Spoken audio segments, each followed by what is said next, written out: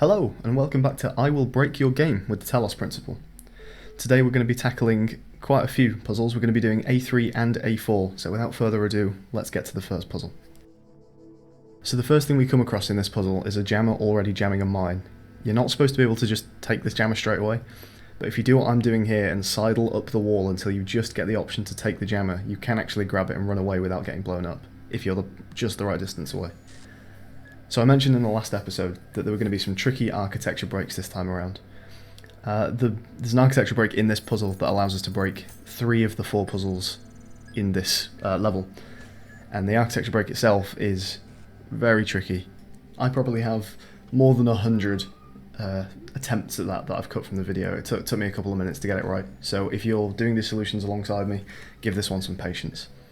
The idea is to jump onto a small broken statue that tries to push you off, but if you get it just right and you're mashing the jump button, you can actually get a second jump off towards the top of the statue without being pushed off.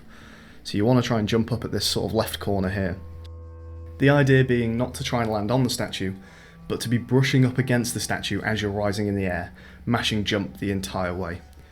Now, you'll probably get some infuriatingly close failed attempts like this one, or this one. That one was really annoying, but eventually you should manage it. There we are. Now, from here we can go along these walls in 3 different directions to break 3 different puzzles. What's interesting about Talos is that because in the game you're actually in a simulation, some of the weird architectural glitches like the ones we've just done, or in earlier levels where we've jumped into trees that aren't actually completely solid, in any other game, these would just be considered as glitches, but in Talos, because you're in a simulation, technically they're all canon, and especially since the simulation itself is actually breaking. So when you see stuff in Talos that would usually get labelled maybe video game logic, it's all completely accounted for, which is really cool. Like when you see notes left by your friends on Steam, the fact that they have names of people that you know on Steam is actually completely accounted for by the fact that it says in the game they're just using names that they found from people online for the simulation. When you see maybe 2 bits of architecture kind of intersecting in a weird way and the textures are overlapping, it's still fine because it's just a simulation that isn't holding up as it used to.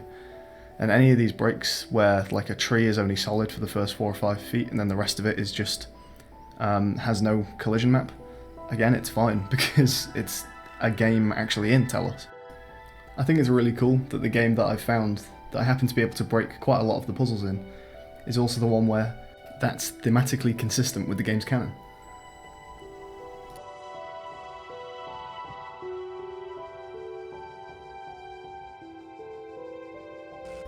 Something to bear in mind, and this applies to not just this episode, but pretty much all the other ones. When you're climbing along walls and things like this, a lot of the jumps that you're doing, like that one there, do require sprint jumps just to get that extra little bit of vertical distance. Otherwise you might not be able to make it over some jumps.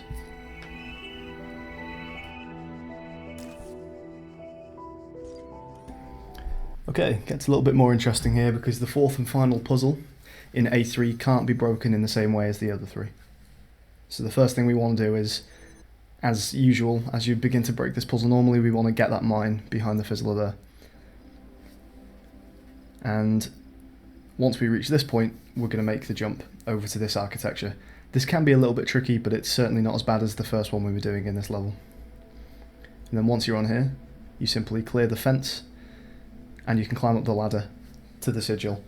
I don't think you can get the sigil without being shot by the turret, but you should be able to get to the sigil before you die.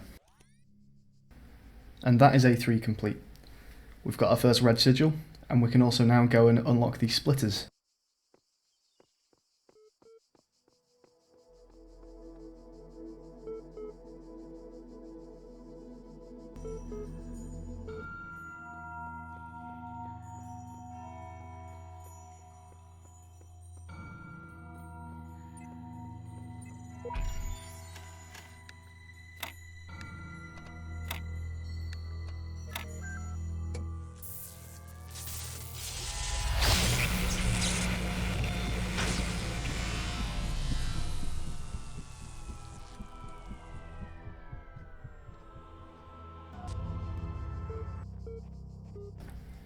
Welcome to A4. What's nice is that this time around we get a more of a balance of architectural breaks and mechanics breaks, as opposed to A3, which was all architecture breaks. We're going to start off right at the back over here with this jump. The idea here is just to clear as much distance as you can. So stand on the little podium and then jump over to the low wall. The second jump, you want to try and aim towards the left of this higher block. That jump can be quite tricky. From here it's only a short distance to the sigil, but this time around our architecture break only allows us to complete one puzzle.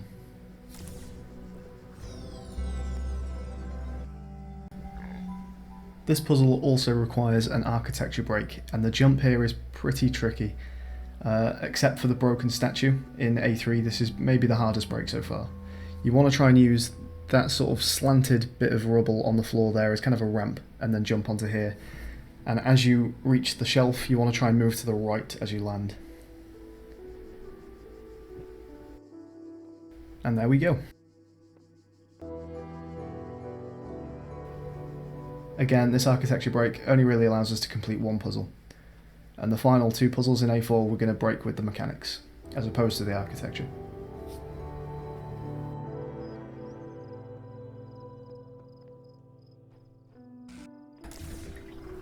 The next sigil we collect, we're actually going to begin to complete the star like we did on a previous occasion in order to break. If you see the puzzle chamber over to our right there, what we're going to do is, well, the star is in that chamber and we are going to begin to complete the star. So get the splitter here and then use the beam to both reopen the fizzler and aim at the pillar off in the distance. Now when we head over to the puzzle over to the right, we can simply grab a splitter and immediately go and complete the puzzle. If you do want to get the star, then you want to send the beam of the red colour over from a different puzzle instead of the blue like we've done here. The star is at the back of the level, so you can just aim at that receiver. All we have to do is take the beam from that pillar to that receiver, and we can finish the puzzle nice and easily.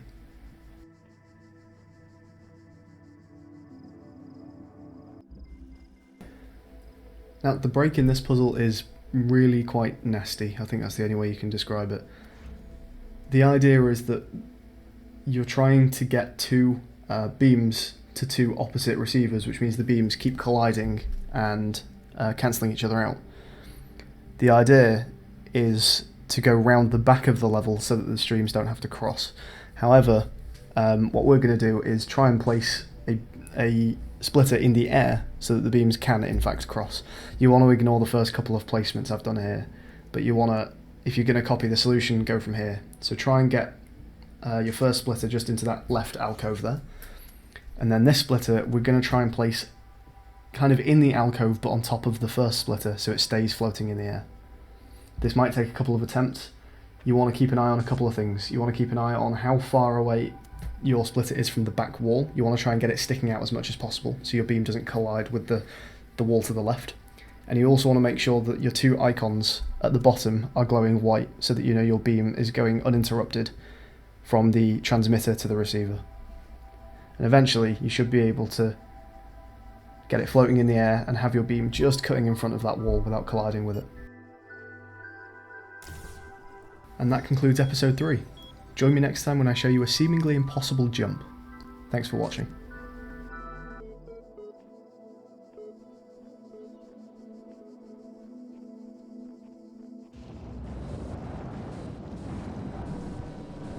Behold, I am Elohim, and I speak unto the darkness, be gone.